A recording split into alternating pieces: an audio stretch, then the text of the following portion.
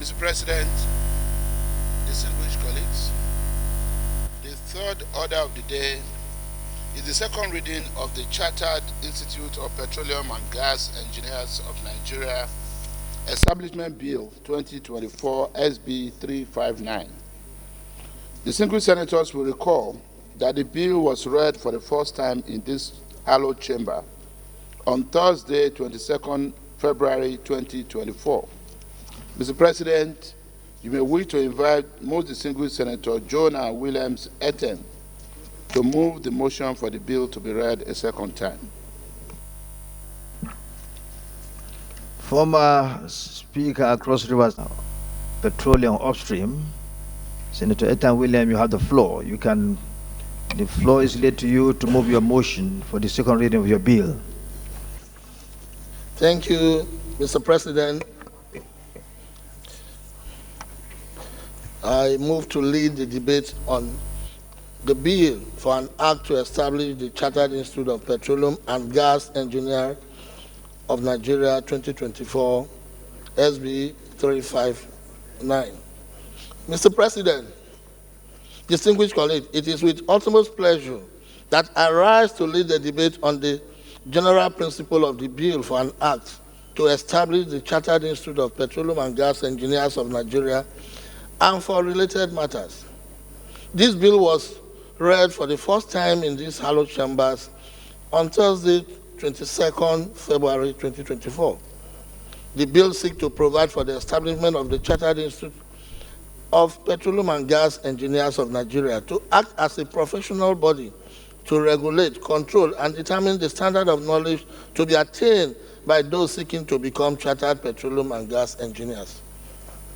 Justification for the bill. Mr. President, distinguished colleagues, this bill is crucial as it aims to address the growing need for professionals, recognition, and regulations in the petroleum and gas engineering sector, in view of its peculiarity and strategic relevance to the socio-economic development of this country. You will agree with me, my dear colleagues, that Nigeria is one of the leading oil and gas producing countries in Africa. Yet there is no dedicated professional body to regulate the practice of petroleum and gas engineering. And this has led to the very concern about the quality of engineers working in this field, with adverse implications on the safety and efficiency of the industry. Accordingly, the establishment of the Chartered Institute will ensure that only qualified and competent individuals are allowed to practice in this field. And this will no doubt set standards for education, training, and professional practice, as well as provide a platform for continual professional development and accreditation. Furthermore, the proposed institute will help to provide research and innovation in the petroleum and gas engineering sector, leading to advancement in technology and sustainability. It will also provide a forum for networking and collaboration among professionals, thereby fostering a culture of excellence and best practice in the industry.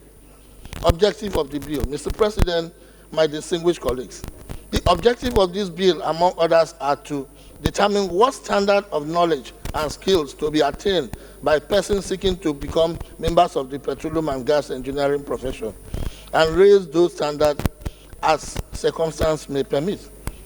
B, secure the establishment and maintenance of the register of fellows, associates, and registered petroleum and gas engineers entitled to practice as petroleum and gas engineers, and the publication of lists of those persons. C, conduct examination leading to the award of professional competence certificates as may be practiced by the Institute and in conformity with international best practice, etc. The bill is divided into parts. Part 1 deals with the qualification and membership categories.